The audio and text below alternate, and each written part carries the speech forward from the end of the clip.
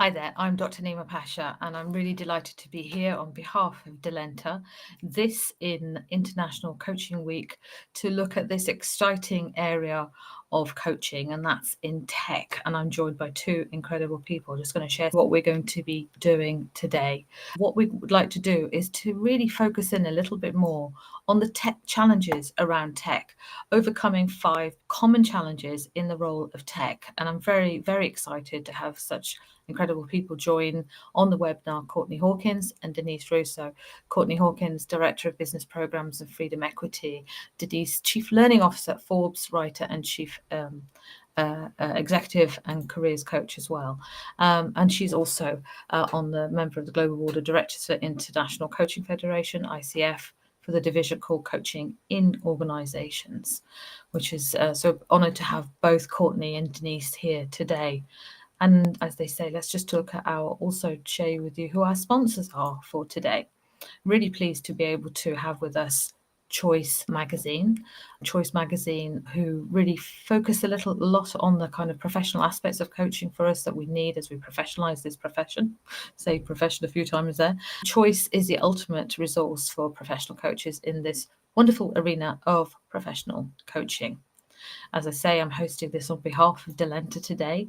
And Delenta is an organization I think is incredible, really going places and looking at your team, your clients and coaching under this branded platform. So really kind of taking coaching into a new area.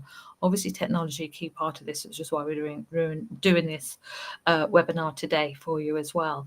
And encourage you to get involved if you're not involved already. And if you're involved, get involved more. There's a lot of things going on. For example, the webinars, podcasts, and a whole bunch of resources that you can get to go into to really enhance your coaching practice. So thank you and welcome for tuning in today. So I'd like to introduce the two guests again onto the screen. I'm delighted that Denise is here and Courtnee is here now. Thank you so much for coming. I did a very brief introduction to you both there, but I would be really honoured if we could get you both to talk about the work you're doing, what you're doing at the moment. So if I can come to you first, Denise, to talk a little bit more about your and then I'm going to ask you both a bit more about your challenges. But over to you, Denise, again, if you could reintroduce yourself. Wonderful. It's an absolute pleasure to be here with all of you today. My name is Denise Russo. I've been an executive coach and leading executive coaching organizations for about 18 years. Most recently was awarded the PRISM Award from ICF, which is sort of like the Academy Award for the world of coaching. So very proud of that, from the company SAP, where we have several hundred internal coaches and hybrid coaches. My focus has always been on business coaching and how to integrate a hybrid approach between internal coaches that are employed by companies, as well as hybrid external coaches that are contracted to work with employees, typically the top echelon or executives of a company. Looking forward to having the discussion today from the lens of technology, having come from a technology organization, and really excited about having this discussion with Courtnee. I know. Courtney, there you go. There's a cue for you to come and get involved in this. Would you tell us, once again, reintroduce yourself and tell us a little bit more about you? I know everyone would be excited to hear this. Yeah, thanks so much for having me on this call today, ladies. I am Director of Business Programs for Freedom Equity, and we are a CDFI. We're an alternative lender for Black-owned businesses here in Central Ohio. What I do every day really is help entrepreneurs start, sustain, and scale. And a very cool part of my job at Freedom Equity is building this platform that connects business owners with experts, consultants, and coaches to better help them grow their business. So what a timely call. I'm excited to be here and to be a part of this International Coaching Week. So thank you.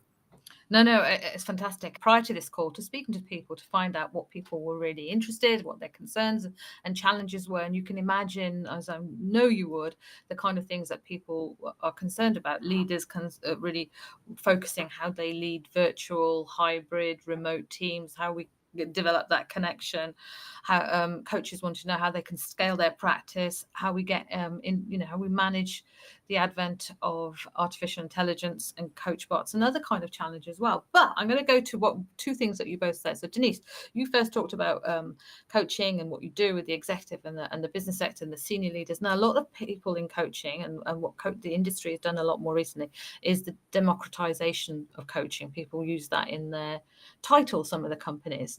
I'm really curious how you might feel is that if once we start taking coaching away from something that's seen as, really kind of protected, that senior leaders get access to and really kind of important and elevate their position because they're looking at strategy, the future and changing the world and AI and all these kind of, global implications of things. And then we say, no, everybody in the organization can have it. What do we do with that challenge? Because you're in that space at the moment. I think there are a few things to think about is that everyone deserves to be led well. Mm-hmm. And what that means is that we have to have better holistic workforces that are led by good leaders, not just managers.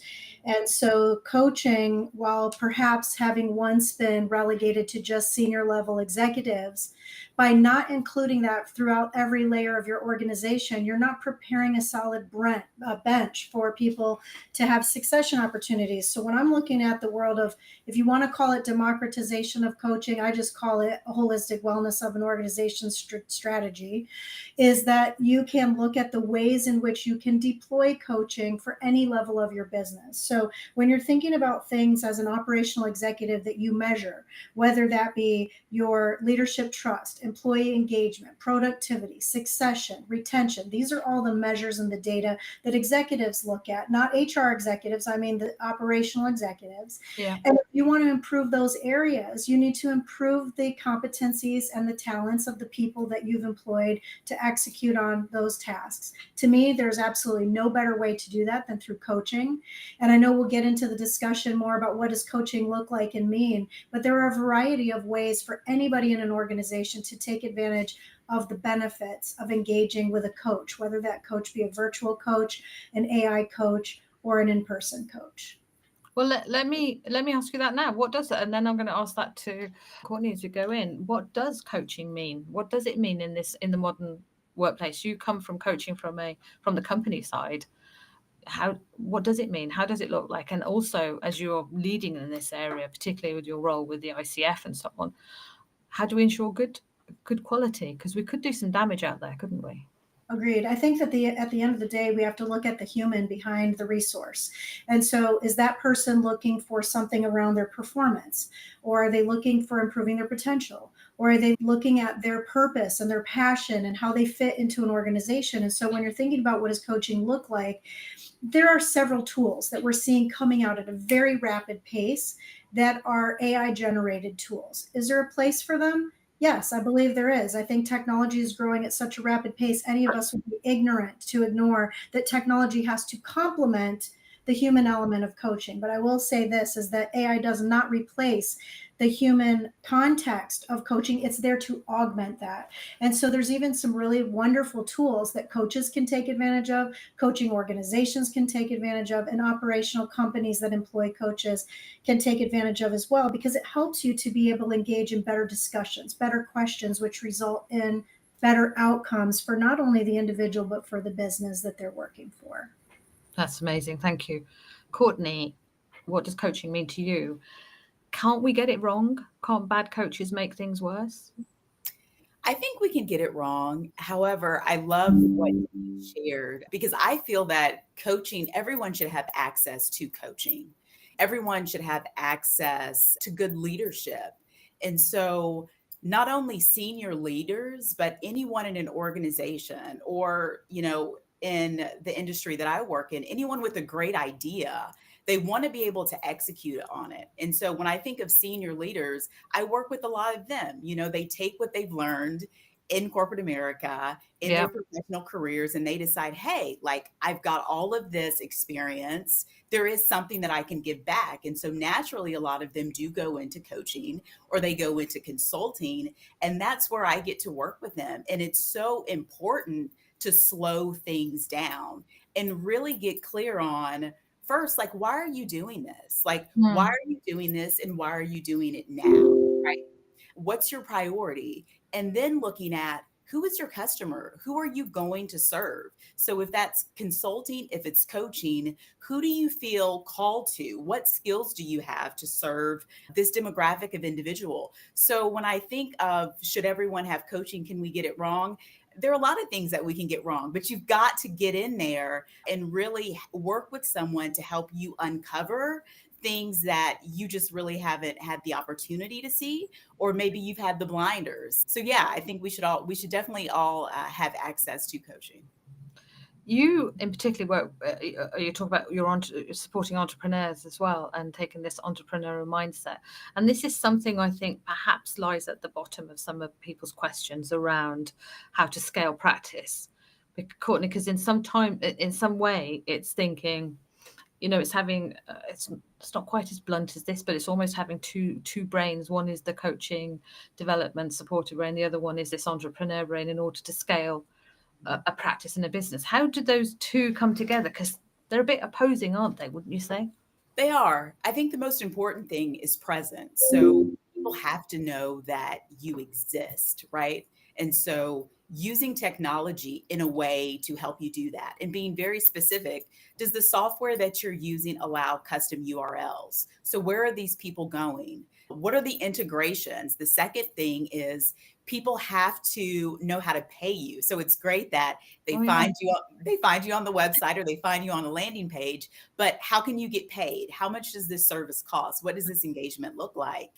And then software. So when we think of merging the two, you've got a great idea, or say you want to build courses, or you want to do group coaching, or you want to do webinars. Does that software have the integrations with other software to allow you to do that seamlessly? So one, it's not a hurdle for you being to execute on your craft. You can do it seamlessly, but also it doesn't take away from the user experience of the person and the people that you're serving. So yeah, definitely you can merge the two, but you've got to have software that, again, allows you to have a presence online, allows you to get paid, and it is a place that you can showcase everything that you do and deliver that in a seamless manner. Genius. I know that sounds kind of like, well, this is obvious, but in some ways, for people who are coming from this people focus and let's look after other people before I look after myself, that could be quite difficult. Can I ask you both? Because I imagine then there's people, because I not just imagine, experience talking to coaches about it, what they want to do is really prioritize the client experience and do all the things that they want to do as good coaches. But if you were to coach coaches and to take a more entrepreneurial approach, what would you ask them to think about first in terms of developing this practice? Denise, I'm going to come to you first. Okay, so just for clarification, are we assuming that this person doesn't already have a coaching business and they're just getting out and starting? Oh, maybe well, that's a good one. I think let's imagine that they've got a coaching business. I imagine a lot of people on here have started. They may be working with a couple of clients, but it's just, it feels like they're not using their strengths. It's a bit like dragging an elephant uphill behind them because they feel that they just want to be free and do the good stuff with clients. But how do we get them to feel positive about becoming this entrepreneurial minded coach? I'm just looking at the things that Courtney's been doing. What would you encourage them to do in order to work with organizations like yourself? I have a wonderful friend who comes from coaching.com, and she calls this the single shingles. So people that are entrepreneurial. So with the single shingles, I think from my perspective, I worked for a very large company, 100,000 employees. We had almost 1,000 internal coaches. And so when you think about someone starting out entrepreneurially, what I would envision and imagine when I'm thinking about the hybrid coaches we worked with is consistency. How do you create an experience that is aligned with others in your industry that you may consider your competitors instead of your collaborators?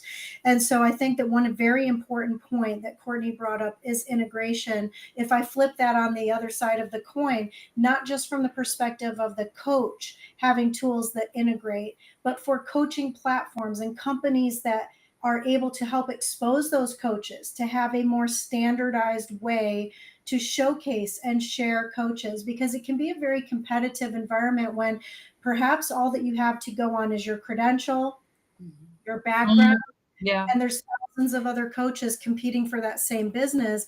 I think what's most important as you're building out or growing your business is to continue to grow yourself. And the only way to do that is to be involved in things like this webinar or the podcast that you support or reading the magazine, because as you elevate your own potential, you're going to be able to expand your influence. Maybe the last piece to that is also networking. It's extraordinarily important to be a part of organizations like ICF, where you can communicate and collaborate and connect with people that are doing the same thing you're doing, and to be able to share ideas with one another. In fact, I get a lot of business from other coaches who maybe can't take on all of the work, or maybe there's a niche that they can't serve that I can serve better. And it's a really wonderful community, I feel, that is far less competitive against one another than maybe you would see in, say, like a sales environment. It's people that want to help people coming together to want to do that more broadly.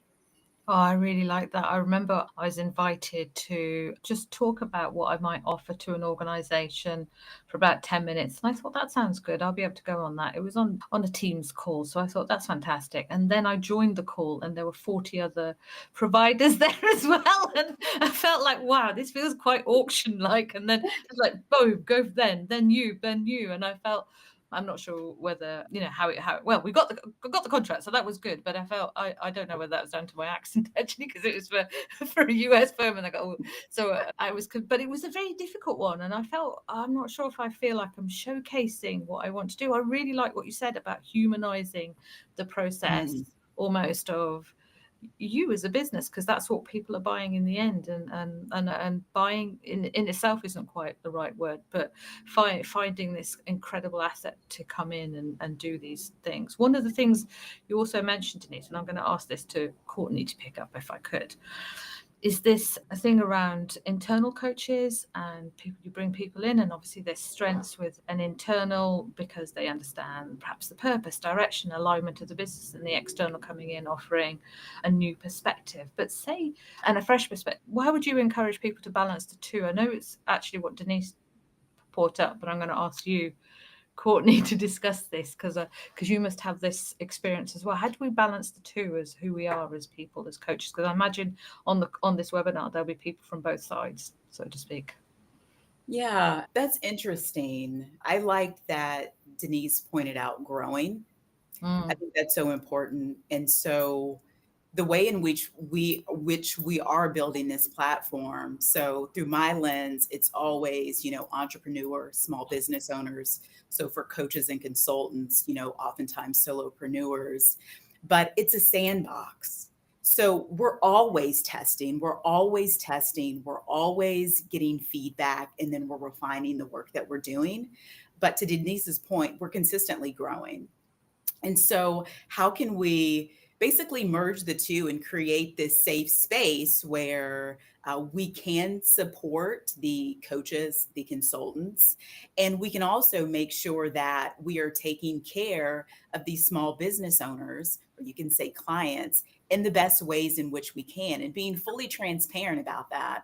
And then, I think it's great to get with other organizations. So if you're just starting out, and let's say finance, I'm just giving an example. So say you've worked in finance, you've been a financial planner or a financial advisor. And so you've got this great blog and social media presence, and now you want to move into doing financial coaching. Let's just say financial coaching for women. It's challenging because as a business owner on this other side, oftentimes we deal with imposter syndrome. So you've got someone that has all of this experience, but then when it's time to get their first customer, which is very likely like the thousands of people that they've worked with professionally, it's like, oh my gosh, can I do this? It's like that first call.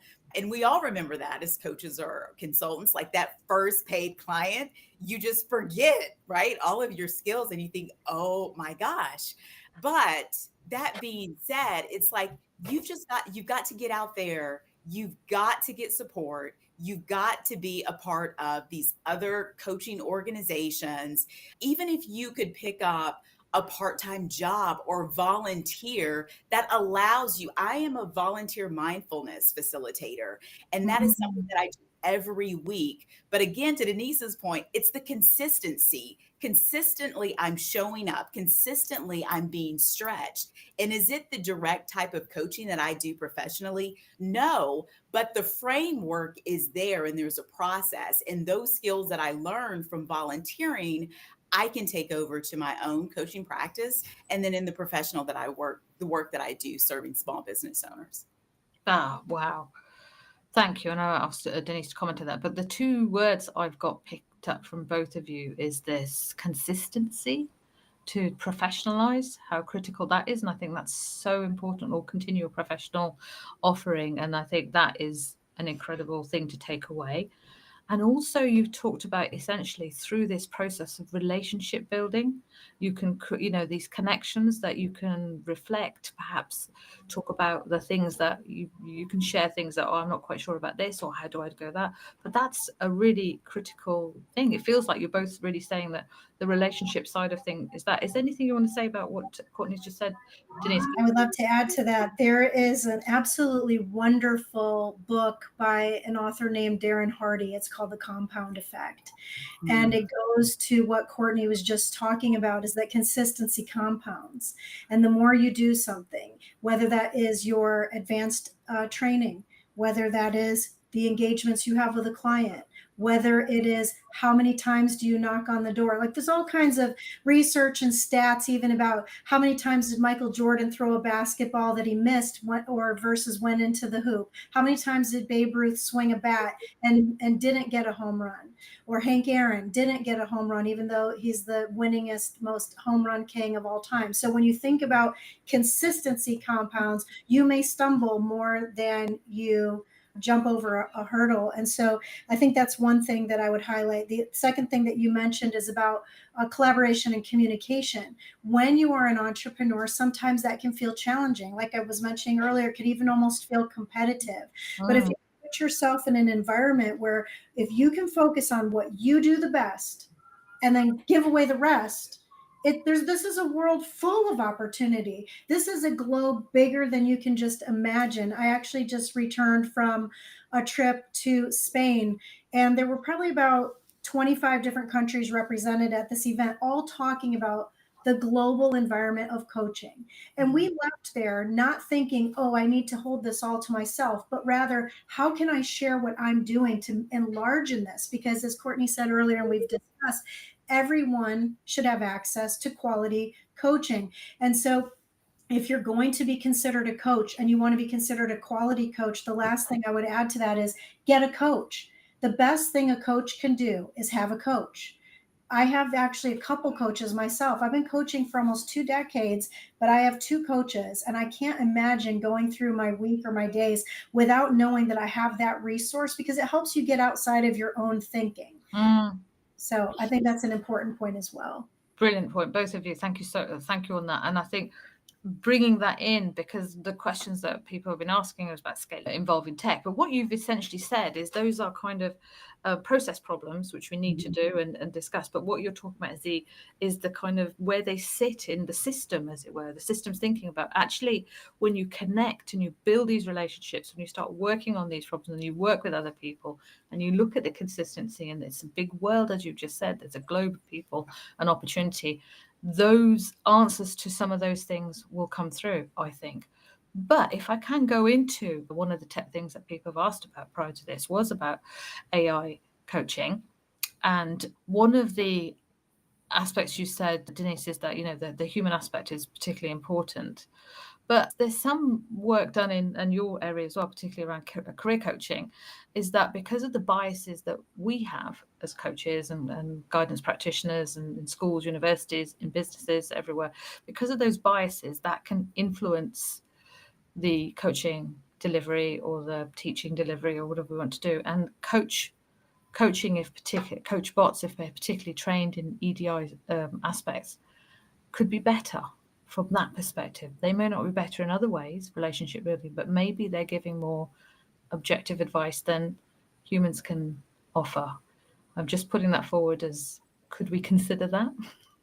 I would suggest this: coaching is not about advice. Coaching is about asking quality questions so that you can unlock your subconscious thinking. So I would like to suggest that there is a lot of activity around this AI bot coaching, but I would suggest that where the benefit comes from AI is in AI technology helping coaches. Meaning, let's suppose that you're a coach and you're listening to this and you're about to have an engagement with a client, and you know the client personally. You have an interaction with them where you know their personality style, their learning style. You know that the things that they fear at work, or the things that they're striving for, and the excitement and opportunity. You know those things. But what an AI technology can help you do is to ask the best, most unbiased, non subjective questions so that the person can get the best thinking out of it. So I'm a very big fan of coaches using AI technology, not to drive their coaching conversation, but to help enhance the way that they're having those conversations. The other thing that I would suggest that I really love is there's some AI technology that you can attach to your coaching conversations as long as your client allows for it, that can grab the transcripts and the communication so you can be fully engaged and focused on the conversation and truly have your listening skills up while this other thing is running in the background, to take notes, summarize the discussion, capture the action points, maybe highlight some things, like, for example, if somebody's saying some key words multiple times in your conversation, the technology can grab the data on that to say, hey, just a note, your client said this word multiple times, something just to be able to look out for. So I think AI has a very strong place in the world of having an augmented coaching engagement. I don't necessarily think that AI bots are the best to be called coaches. Maybe there's a better or different word for it because they're not also mentors. But think about it. Google has been around a long time. If you want an answer, you go to Google or Bing or wherever you go to get your answers. The AI bots are no different if you're looking for an answer, but just remember that answer is not coming from a human. It might be coming from an aggregation of content and data that was supplied by many people. So I still think there is a solid reason for engaging with a human coach augmented by technology. Thank you. No, that's good. And that, to some extent, this is my belief in it, that to some extent it won't.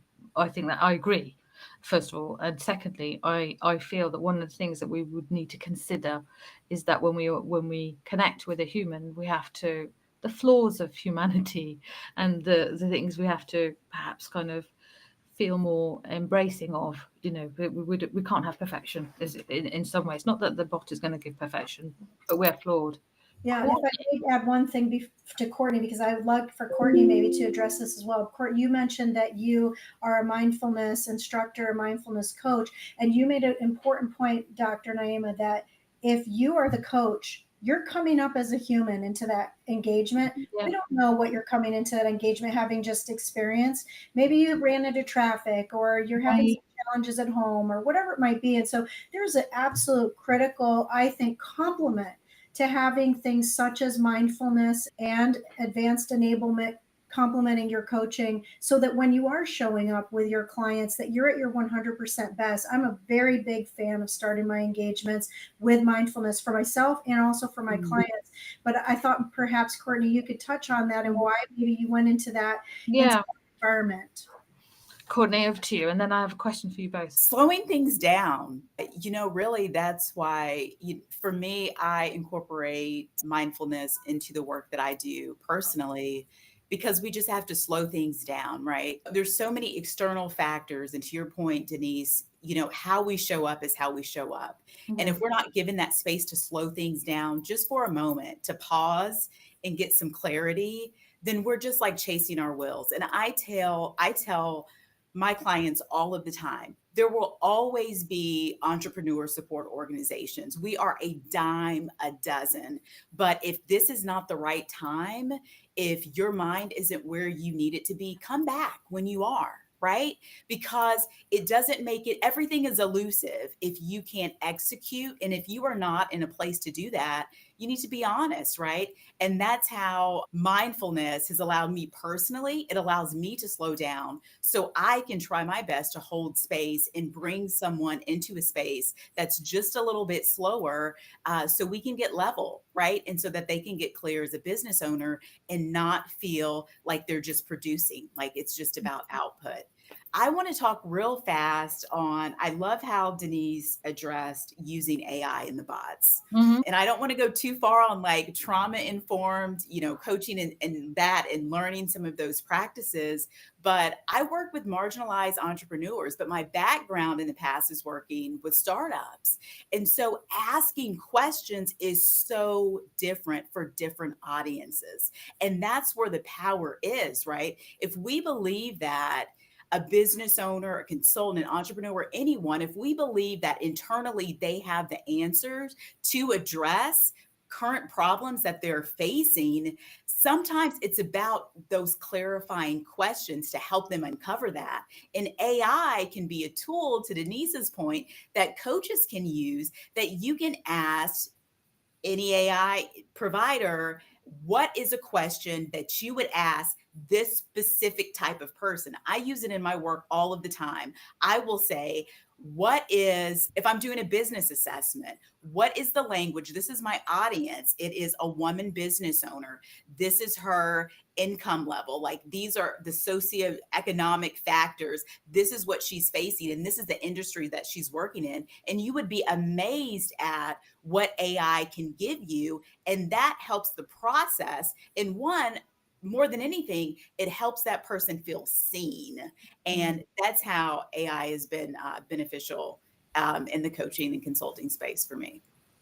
Thank you both on that. Just to follow that up a little bit further, how much transparency should we offer on that, and how much will it impact trust? The reason I asked that specifically is I was on a webinar with HR directors who were talking about their use of generative AI, ChatGPT, and so on, in coaching employees. People that they use the term coaching, whether we would say it's coaching, we may differ. But anyway, coaching practice. And they said, what we want is that we want to use generative AI, use a persona to some extent, use a technology that's going to record conversations, and then say, look, present back to the employee saying, I really notice you use this word quite often, or you seem concerned about such and such, or this is what's came up, this is what I'm going to come forward to. And that sounds really good. But I wondered, because that felt good, but what felt uncomfortable for some people was thinking, well, you are my HR director, you're my line manager, you're my this. Shouldn't you know this? And why do you need an AI to deliver this? It feels some of the trust is breaking. I just want to put that back to you and think what your thoughts are, how we might balance that. Or do we need to balance it? Leadership development. At the end of the day, if your employees don't trust you, they won't trust you no matter what you say or how you say it, or if you don't say it at all. The level of trust is built through relationships, not through the computer.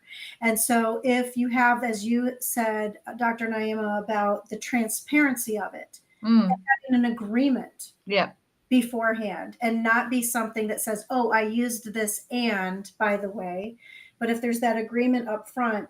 I mean, I think another important point in this agreement, if you will, is something that Courtnee was just talking about as far as the way to use AI.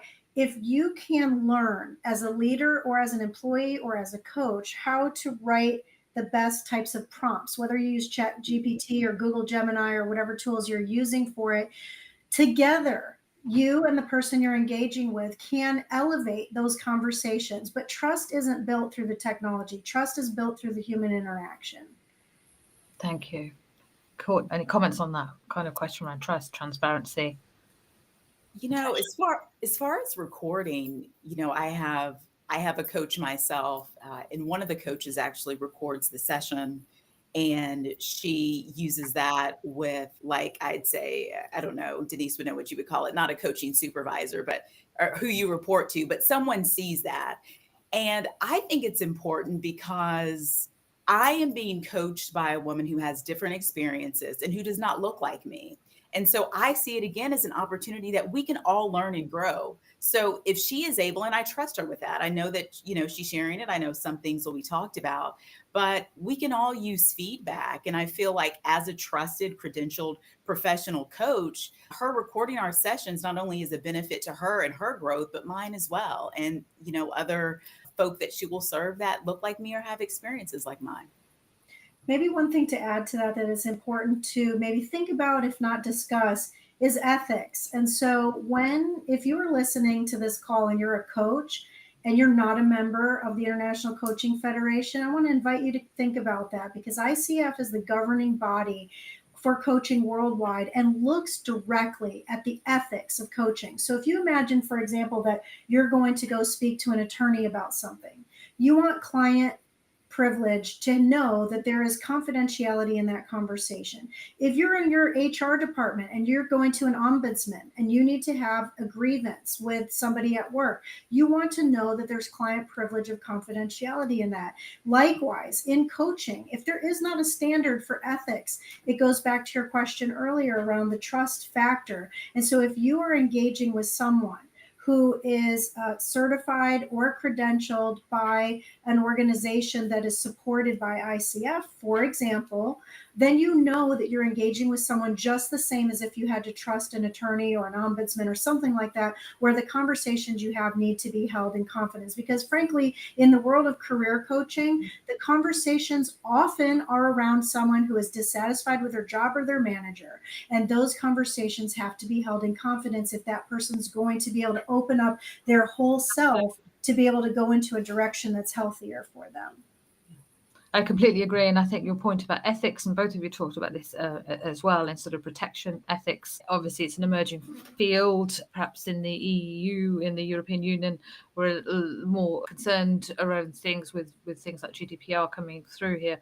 But it's an interesting area. And I really feel ICF, the International Coaching Federation, and other organizations in this field, this is going to be the thing that we will I really feel that we will shape it much further, because we're going to have different levels of practice, and also as technology, different types of emotional AI reading, conversational AI as the other piece, then we are going to have to see how we do that to protect everyone. So thank you both for raising those points as well.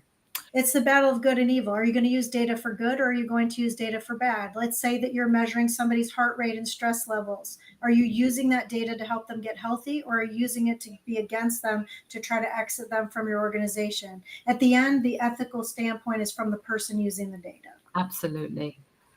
Absolutely. Courtnee, I don't know if there's any other comments you'd like to add as well. No?